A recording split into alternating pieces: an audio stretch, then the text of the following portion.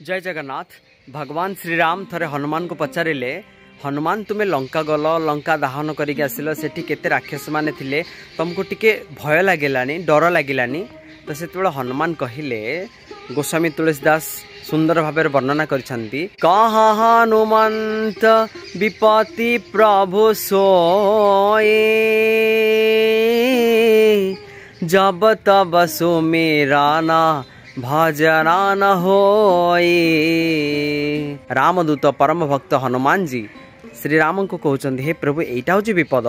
जितेबले जब तब सुमिरन भजन न हो जितेबले जीव आपन को भूली जाए आपन को स्मरण करे आपनकर भजन करि न थाए आपन को मने पका न थाए आपन को से भूली जाए थाए सेटा हूँ प्रकृत विपद कह हनुमंत विपत्ति प्रभु सोई सेटा हूँ प्रकृत विपद